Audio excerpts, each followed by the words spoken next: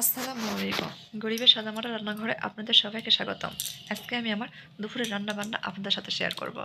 সেজন্য চুলার উপর একটা হাঁড়ির মধ্যে আগে থেকে ধুয়ে রাখা 1 কাপ মসুরির ডাল দিয়ে দিব। পরিমাণ মতো পানি দিয়ে দিব। রসুন কুচি, কয়েকটা কাঁচামরিচ ফালি আর পেঁয়াজ কুচি দিয়ে দিব। এই পানিতে ডালটা ভালোভাবে সিদ্ধ হয়ে যাবে। চুলা অন করে দিয়েছি, অপেক্ষা করব ডালের মধ্যে বলক আসা পর্যন্ত।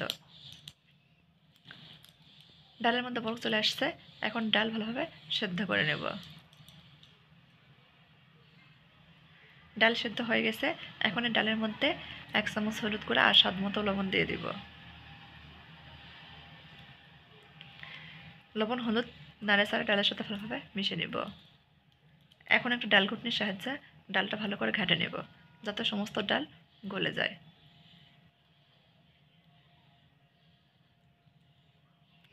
ডালের মধ্যে ফুটন্ত গরম পানি দিয়ে দিব। ডাল আমরা কে কীরকম ঘন বা পাতলা করে রান্না করব সেই অনুযায়ী পানি দেব।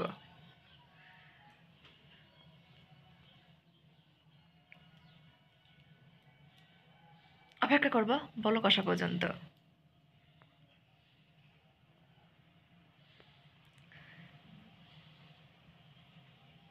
ডালের মধ্যে বলক চলে আসছে, এখন আমরা এর মধ্যে আগে থেকে কুচি করে রাখা ধনেপাতা দিয়ে দিব। কিছুক্ষণ জাল করে নেব।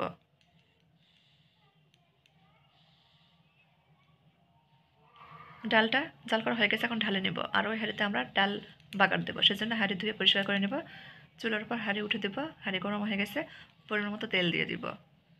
এখন এই তেলের মধ্যে পেঁয়াজ কুচি, রসুন কুচি দিয়ে দিব। একটু নাড়াচাড়া নরম করে ভেজে নেব। 2টা ছোট ছোট শুকনো মরিচ দিয়ে দিব। আবার কিছুক্ষণ ভেজে নেব।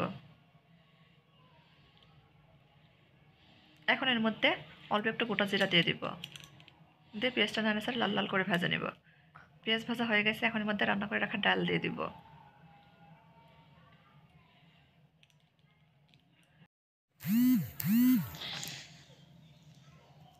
এখন এই ডাল আবার কয়েক সেকেন্ড জাল করে নেব।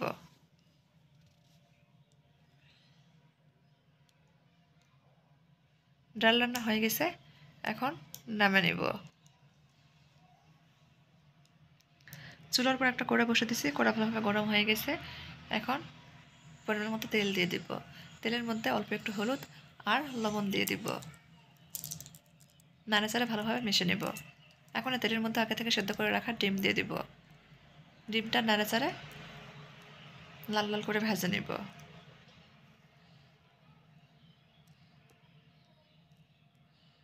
ডিম ভাজা হয়ে গেছে, উঠে নেব।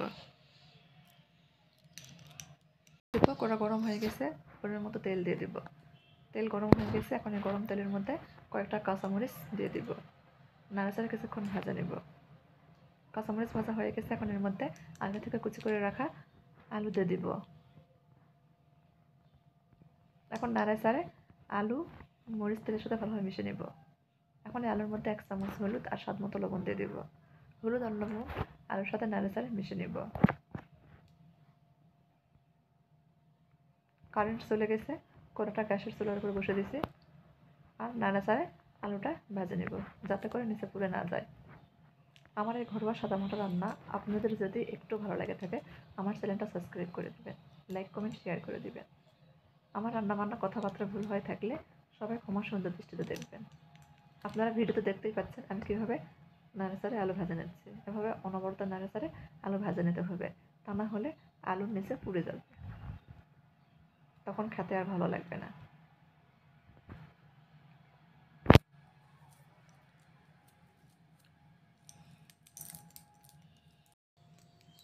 রান্না হয়ে গেছে, এখন পরিবেশন করে আপনাদের দেখাবো।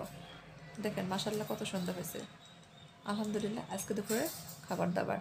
সবাই ভালো থাকবেন। আজকের মতো এই পর্যন্তই। আল্লাহ হাফেজ।